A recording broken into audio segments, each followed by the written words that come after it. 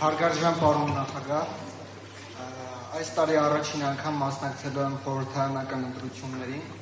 եւ արդեն որոշումս կայացել եմ, որ ընտրում եմ Հզոր Հայաստանը եւ վստահ եմ, որ միասին կարողանալու ենք այս երկիրը հզորացնել։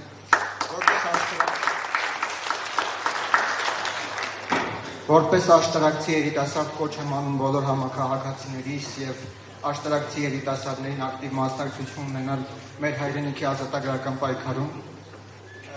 Եվ վերջում հարցս, վերջին այս օրերին տեսնում ենք, որ իշխանությունների ահաբեկչությունը մեր քաղաքացիների հանդեպ շատ ավելի ուժ գնացել է, եթե այն ժամանակ պարզապես մարդկանց ահաբեկում էին, չմասնակցել ընդդիմադիր ցույցերի կամ չունենալ ընդդիմադիր գաղափարախոսություն, այժմ օրինակ J.D. Vance-ի այցի ժամանակ, երբ Թանգարան ինստիտուտի ցեղասպանության Թանգարան ինստիտուտի տնօրենը պարզապես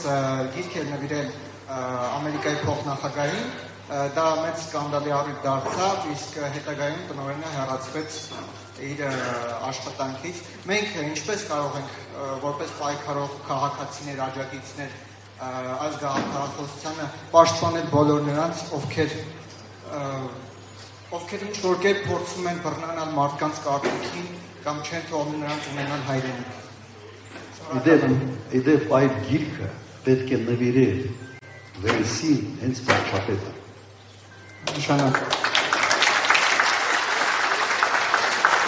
Վարչապետը աշխատանքից անեց այն մարդուն, որը արեց այն գործը, որը պիտի աներ ինքը։ Մի քիչ, ասենք, ազգային մտածելակերպ ունենալ։ Սա, սենց ասեմ, սա միակ դեպքը չի։ Վերջերս մի քանի դեպք ա եղել, երբ պաշտոնյան ինչ-որ կարծիք է ասել, կարծիք է հայտնել, այդ կարծիքը հայտնելու համար մարդու գործից ազատել է։ Ինքն էլ քաղաքական կարծիք չէ։ Օրինակ ինչ-որ, վերջերս հիշում եմ այդպիսի միջադեպ է եղել, իրավաբանը, պետական պաշտոնացող իրավաբանը ասեց, որ այո, Ստոկգոլմի դատարանի արբիտրաժի որոշումը պարտադիր է Հայաստանի համար։ Իրականում այդպես է, Հայաստանը այդպիսի պարտավորություն ունի, որ այդ դատարանի որոշումը պարտադիր է։ Մարդուն գործից հեռացրեցին։ Նրա համար, որ ինքը ասեց այն, ինչ կա։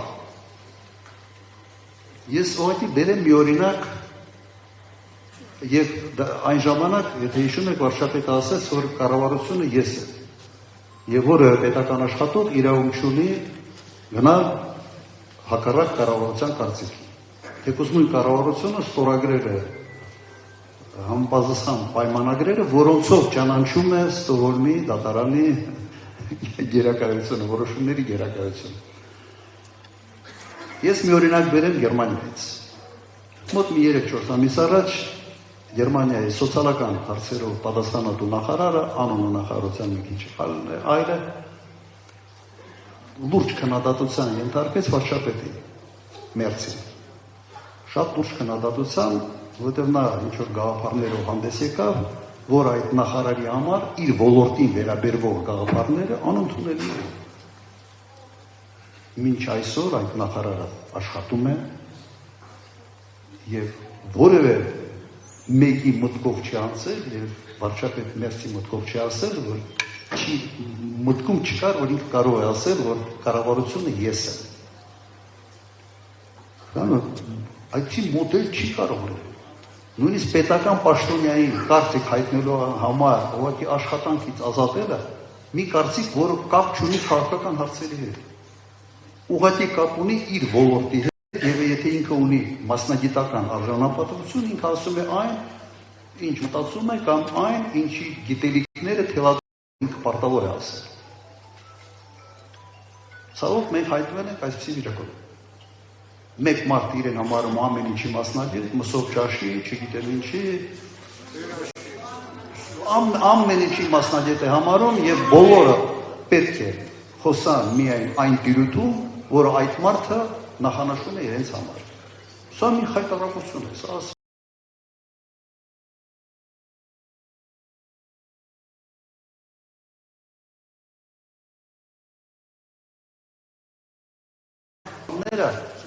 ավելի շատ իդեոլոգիա է,